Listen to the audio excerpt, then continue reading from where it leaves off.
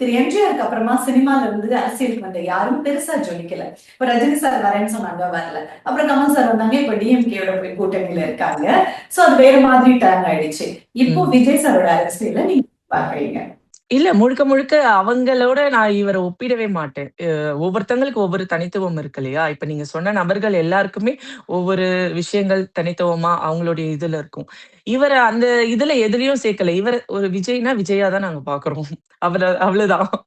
ஆ என்ன சொல்றதுன்னா, அவரு அவரு ஏதோ பண்ணுவாரு தெரியல. அது எப்படின்னு எங்களுக்கு சொல்ல தெரியல.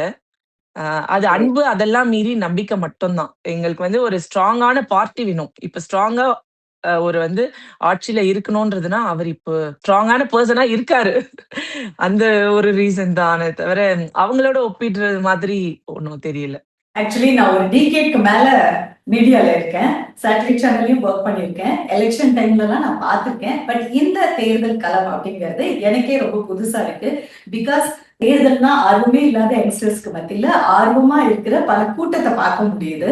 ம். பட் இந்த கூட்டம் ஓட்டாக மாறி ஒரு விரல் புரட்சியாக மாறி இந்த தேர்தல் களத்துல ரிசல்ட்ல மாற்றத்தை கொண்டு வருமா அப்படிங்கறத வெயிட் பண்ணி தான் பார்க்கணும். சோ பட் இதுக்கு கண்டிப்பா. இத்தனை பேர் அவங்க ஓட் போடணும் அப்படின்ற அந்த கடமையை நினைக்கும் போது உண்மையிலேயே நிறைய நல்லா ஃபீல் பண்றதுக்கு. ம்.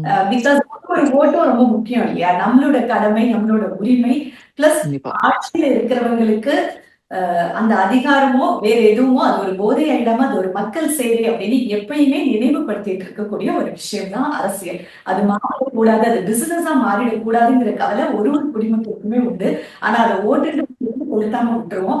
பட் இப்ப நடக்கிற மாற்றங்களை பார்க்கும்போது ஒரு மீடியா பர்சனா, ஒரு ஜேர்னலிஸ்டா ஐ ஃபீல் சோ ஹாப்பி. நான் இந்த ஒரு விஷயத்த பதிவு பண்ணணும். என்னன்னா, நீங்க முன்னாடி கேட்டிருந்தீங்க, வெளிநாட்டுல இருந்து இவ்ளோ செலவு பண்ணிட்டு எதுக்கு வரணும்? இப்ப வெளிநாட்டுக்கு போற எல்லாருமே வந்துட்டு நம்ப ஊர்ல வந்து அ நம்ம உழைப்புக்கு ஏத்த ஊதியம் வரலன்றதுக்காக தான் அங்க மூவ் ஆகுறோம். ஆனா கடவுள் புண்ணியத்துல எங்களோட உழைப்ப வச்சு இங்க இருக்கிறத விட அங்க வந்து காசு சம்பாதிக்கிறோம். அப்ப என்ன ஆகுதுன்னா, நம்ம வந்து எல்லாருக்கும் போய் பெர்சனலா ஹெல்ப் பண்ண முடியாது. ஒவ்வொரு யாரு ஏழைகள், யார் கஷ்டப்படுறாங்கன்னு ஹெல்ப் பண்ண முடியாது. அப்போ வந்து ஆட்சி கரெக்ட்டா இருந்தாலே, அந்த ஏழைகளோட வறுமையெல்லாம் நீங்கிடும் இல்லையா? ஸோ இந்த ஆட்சிக்காக நாங்க ஒரு ஓட்டுக்கு இந்த காசு செலவு பண்ணி வரலாம். அது வந்து நாங்க அந்த ஓட்டு வந்து மக்களுக்கு குடுக்கக்கூடிய காசா தான் நாங்க பார்க்குறோம். அதுதான் முக்கியமான ரீசன். இங்க வர ஒவ்வொரு இன்ஃப்ளூயன்சர்ஸா இருக்கட்டும், இல்லன்னா வந்து தெரியாத அதாவது வீடியோஸ் போடாத பல பேர் வராங்க இல்லையா? அதுக்கு எல்லாத்துக்கும் காரணம் இதுதான். நாங்க அங்க காசு சம்பாதிச்சிருக்கோம். அத எங்க மக்களுக்கு செய்யணும். அது இந்த ஓட்டு மூலியமா செஞ்சாலே எல்லாமே தானா நடக்கும் இல்லையா?